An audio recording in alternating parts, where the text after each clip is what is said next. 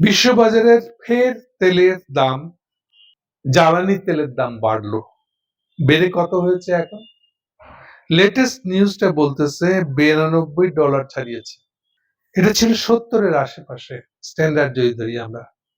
সেটাই ঠেলেগুতে 80টায় ছিল, যেটা একালে এই ইরান যুদ্ধ শুরু হওয়ার পর থেকে স্থিতিশীলতা তারা হচ্ছে 80-82-র মধ্যে যদি থাকে। অরিজিনাল স্থিতিশীলতা কোন অরিজিনাল বলতেই বাবার কি বোঝাচ্ছে? আজ থেকে প্রায় 10 বছর আগে, আরো বোধহয় বেশি হবে, না আরো বেশি, 10 বছরের বেশি হবে। 2007-এর শেষে 8 সালে যখন গ্লোবাল ইকোনমি প্রথম ধসে পড়ে, তখন তেলের দাম ছিল $170, এটাই ম্যাক্সিমাম উঠেছিল। ধাপ করে এটা পড়ে যায় সে সময়। এটাই পড়ে গিয়ে আবার থিতু হওয়ার চেষ্টা করেছিল যে জায়গায়, সেটা হলো $50। সৌদি আরব যেটাকে $50 ফিক্স করেছিল, আমেরিকান তেলটা তখন উঠে আসতেছিল, ওটাকে বাজার থেকে বের করে দেওয়ার জন্য $50 ফিক্স করেছিল সৌদি আরব। এতে কেন আমেরিকানরা মার খাবে? কারণ আমেরিকান তেলটা হলো স্লেট থেকে চাপ তাপে গলায় দেওয়া তেল। স্লেট একদম ওই ছোটবেলায় যে স্লেট পেন্সিলে লিখছিলেন না, ওই স্লেট। এটা তরল তেল না, মাটির নিচে তরল তেল পাওয়া যায় না, এটা স্লেট হিসেবে পাওয়া যায়। সেই ধরনের তেল ওইটাই আমেরিকায় আছে। এই জন্য ব্রেন্ট অয়েল বলে ওটাকে অনেক সময়, WTI বলে। এনিওয়ে, সেসব তর্ক বাদ। মূল কথাটা হচ্ছে এখন তেলের দাম $92 পৌঁছেছে। ইমিডিয়েট এর ইফেক্ট বাংলাদেশে কি? আজকে অন্তত 3-4টে পত্রিকায় খবর এসছে, রিপোর্ট এসছে, রাজশাহীতে গতকালকে থেকে পেট্রোল পাম্প গুলোতে আবার লম্বা লাইন। ওই যে ঢাকার পেট্রোল পাম্পে যে লম্বা লাইন তৈরি হয়েছিল, একদিকে বাস ট্রাকের লাইন, আর একদিকে মোটরসাইকেলের লাইন, তেল পাচ্ছে না, সেই ধরনের লাইন শুরু হয়েছে রাজশাহীতে। সবাই এটা নিয়ে অস্থির। সরকার অ্যাজ ইউজুয়াল বলতেছে গুজবে কান দিবেন না। তাহলে ঘটনা শুরু হচ্ছে এখানে, বিশ্ববাজারের তেলের দামের ইম্প্যাক্ট। বিদেশি ইম্প্যাক্ট দেখেন, গতকালকে থেকে ট্রাম্প বলেছে আর যুদ্ধ আপাতত বন্ধ, মানে আর সে ইরানে বোমা মারবে না, ক্ষমা দিচ্ছে কিছুদিনের জন্য, কিন্তু আলোচনা তো সে বসবে না, রাগ করছে। রাগ কি ভাঙবে? মনে হয় না সহসা ভাঙবে, যদিও আবার রাগ ভেঙে ওখানে বসা ছাড়া ট্রাম্পের কোনো গতি নেই। সর্বশেষ অবস্থাটা বলি, আজকে রিপোর্ট হলো $37 বিলিয়ন যুদ্ধে খরচ করা হয়েছে। 37, আগে তো আমি 8-এ রাখছিলাম। গতকালকে রিপোর্ট হলো 37 বিলিয়ন।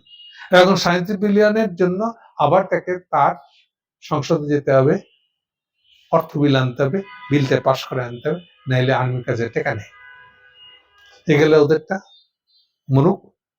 চীন ইরানের তেলের উপরে বাঁচে, সে তো তার মতন করে পাকিস্তান হয়ে বাই রোড চীনে পৌঁছানো, গোয়াদর পোর্ট দিয়ে। গোয়াদরের পোর্ট তো এদিকে পিছন দিকে, এটা উপর দিকে উঠলে চীনে ঢোকা যায় চীনের পশ্চিম দিক দিয়ে, খাসকর বলে জায়গার দিয়ে। সেদিক দিয়ে চীন বিকল্প, মানে সবাই সবার একটা বিকল্প বাই করতেছে, টেম্পোরারিলি টিকে যাবে কি করে। আমরা আমাদের কাছে বিকল্প নাই। আমাদের বিকল্প এখন যেটা হবে যাচ্ছে, সবচেয়ে বড় বিপদ করেছে যেটা, এই বিদ্যুৎ জ্বালানি মন্ত্রী টুকু একটা নতুন সিস্টেম চালু করেছে। শেখের আমল থেকে মনে রাখেন, আমরা কেন আজ পর্যন্ত আমাদের সমাজে এটা আলোচনা করা হয় না, কেন শেখ মুজিব 74 সালে লাহোরে গেছিলেন নিজেই। প্রথম শেখ মুজিব নিজে যায় পাকিস্তানে, লাহোরে কেন গেছিল? সবাই তো বলে ওই লাহোরে গিয়ে সব মুসলমান শিখাইছে, এরপরে তো শেখ মুজিব উল্টে গেল, এই জন্য শেখ পড়ে গেছে। এটা হলো কলকাতার ব্যাখ্যা, কেউ তো দেখতে চায় না। আর আমাদের এই যত সব প্রগতিশীল আছে, আসলে হিন্দুত্ববাদী আছে, এরা সবাই এই গল্পটাতে তাল দেয়। আসল কথাটা কেউ বলতে চায় না। ট্র্যাডিশনালি মিডল ইস্টের তেল বিক্রির বিষয়ে কোন ধরনের ঋণ দান ওয়ার্ল্ড ব্যাংক, IMF করে না। পশ্চিমারা এ কাজে কোনো ঋণ দিবে না, এটা হচ্ছে তাদের নীতি। কেন? এই প্রোডাক্ট আমাদের না, আমরা কেন এই তেল কেনার জন্য আমাদের মতো বাংলাদেশের মতো দেশগুলাকে ঋণ দেবো? ওরা ঋণ দেয় না। পাকিস্তান আমল থেকেই আমরা ওআইসি রেকমেন্ডেড, আপনি ওআইসি মেম্বার হবে, প্রথম কথা। সেকেন্ড, এবার ওআইসি রেকমেন্ড করে দিলে, এই যে ইসলামিক ডেভেলপমেন্ট ব্যাংক বলে যে একটা যা এডিবির মতন, ওয়ার্ল্ড ব্যাংকের মতনই একটা ব্যাংক আছে, ইসলামী ডেভেলপমেন্ট ব্যাংক। ওই ইসলামী ডেভেলপমেন্ট ব্যাংক তখন এই লোনটা দেয়। ওই লোনটা পেলে তখন আপনার তেল আমদানির জন্য অর্থ লাগে না। এই জন্য শেখ মুজিব গেছিলেন যে পাকিস্তান হয়ে গেছে, এখন আমরা তো ওআইসি মেম্বার না, ওআইসি মেম্বার হতে গেলে এইবার পাকিস্তানের ছাড় দিতে হবে, যে ঠিক আছে আমরা বাংলাদেশের স্বাধীনতা মেনে নিছি, কাজে বাংলাদেশ এখন ওআইসি মেম্বার হতে পারে। ওআইসি মেম্বার হলে তাইলে এবার সে 3 মাসের তেল কেনার অর্থ ধার পাবে, আর এটাই রোটেশনালি সে ব্যবহার করতে পারবে। শেখ মুজিব এই জন্য গেছিল। ফলে এটা দিয়ে বোঝা যাচ্ছে কি, যে আমরা তেল কিনতাম সরাসরি তেল প্রডিউসারদের কাছ থেকে ঋণ নিয়ে, বা কারো কাছ থেকে ঋণ নিয়ে সরাসরি ওদের কাছ থেকে। টুকু সাহেব কি করছে? টুকু সাহেব করছে কি, এই কালে বহু কোম্পানি গজাইছে যারা শোধনাগার কোম্পানি, মূলত তেল উৎপাদক না।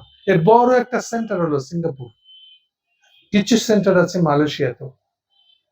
এদের কাছ থেকে তেল কেনা শুরু করছে টুকু সাহেব। আচ্ছা, তাও কোনো অসুবিধা তত না, হয়তো বড় অসুবিধা সে করছে, প্রায় 10টা কোম্পানি এরকম আছে, এই 10টা কোম্পানির কেউ আবার একটা লোকাল এজেন্ট দিচ্ছে, বুঝলেন?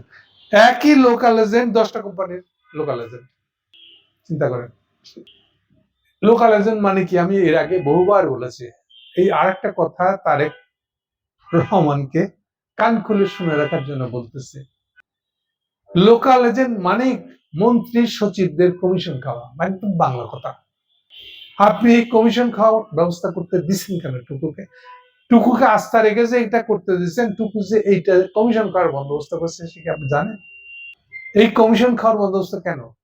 ট্র্যাডিশনালি আমরা তো ডাইরেক্ট প্রডিউসারের কাছ থেকে কিনতাম, আইডিবির লোন নিতাম, এগুলো কোন আমদানি হলো? এটা এটা কোন ধরনের সিস্টেম হলো? এটা হাসিনা এস আলমকে লোকাল এজেন্ট বানাইছিল চীনের ঘুষ খাওয়ার জন্য, তা আপনিও সেই পথ ধরবেন আর বলবেন যে বাংলাদেশ ভালো হয়ে যাবে? এটা কোনদিন হবে না। আমাদের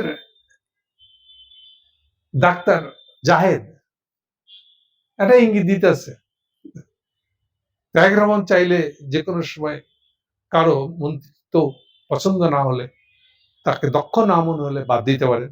আচ্ছা, এটা তো সবাই জানে। এইটা বলে কি আপনি হুঙ্কার দিতে আছেন মন্ত্রীগুলাকে?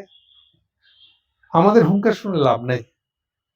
আমরা পরিষ্কার যেটা শুনতে চাই অন বিহাফ অফ পাবলিক, যে আপনি এই ধরনের সাধারণ জিনিসগুলা, একটু আগে বলেছিলাম যে এক ছিলাম সালাউদ্দিনকে যতদিন আপনার পাশে দেখা যাবে ততদিন বাংলাদেশের মানুষ তো বটেই, আমিও না, বিশ্বাস করবো না আপনাকে যে আপনি আপনার সরকার টিকাইতে পারবেন। ঠিক একই রকম ভাবে যতদিন এই কমিশন খাওয়ার বন্দোবস্ত আপনার যে কোনো মিনিস্ট্রিতে থেকে যাবে, এটা হচ্ছে সিমটম আপনার গভর্নমেন্ট যে ক্ষমতাচ্যুত হবে তার সিমটম। তেলের দাম আবার বাড়তেছে, আপনি কি এটার ফান্দে বাংলাদেশকে আবার ফেলাবেন? আবার তেলের দাম বাড়াই নেবেন? তেলের দাম বাড়ানোর পরিণতিতে হাসিনার কি ছিল নিশ্চয়ই জানেন। এটা কি ভালো লাগবে আপনার? যা বলার সরাসরি বললাম। আসলে দেখেন এটা কোথায় যাবে, কোথায় নিয়ে যাবে বাংলাদেশকে। একদিকে ম্যান্ডেট খসরু গভর্নর মিলে কি করতেছে, আপনার সরকারকে ডুবানোর বন্দোবস্ত করতে হচ্ছে। এদিকে ছিলাম সালাউদ্দিন, এদিকে টুকু। আপনি কিসের উপর ভরসা করে সরকারটা চালাচ্ছেন? যারা এই দেশের অর্থনীতি কিভাবে ফিরবে, তেলের দাম কিভাবে ম্যানেজ করা হবে, কন্ট্রোল করা হবে, তার কোনো চিন্তা নাই তাদের মাথায়। তেলের বাড়তি অভিমুখটা এটা সহসাই তো হবে না, অন্তত আর 1 সপ্তাহ যদি এরকম সাস্টেইন করার সম্ভাবনা খুব বেশি। যদিও আমি বলছি যতই এটা নভেম্বরের দিকে যাবে ততই ট্রাম্প আবার টেবিলে যাবে, এটা বা সেটা বলে, যাওয়া ছাড়ার পথ নেই। কিন্তু সেটা তো ওদের মাথা ব্যথা। আমাদের মাথা ব্যথা হলো এটা যদি আর 1 সপ্তাহ ধরে রাখে এবং আবার যদি তেলের জন্য হাহাকার শুরু হয়, আপনি এই বাংলাদেশ ইকোনমিকে সাস্টেইন করে দিতে পারবেন, টিকে রাখতে পারবেন? পারবেন না। এটাই হবে আপনার গভর্নমেন্টের রাজনৈতিক কারণ ছাড়াই অর্থনৈতিক কারণে গভর্নমেন্টে পড়ে যাবে। এটা পড়ে যাওয়ার মতন অবস্থা তৈরি হবে। সেই জায়গায় পৌঁছানোর আগে দয়া করে একটু ব্যক্তিগতভাবে উদ্যোগ নেন, এসব জায়গায় মনোযোগ দেন। এটা এতই সিরিয়াস যে আপনি নিজেও টের পাবেন না কি থেকে কি হইলো, আপনার সরকার পড়ে গেল কেন টের পাবেন। Thank you.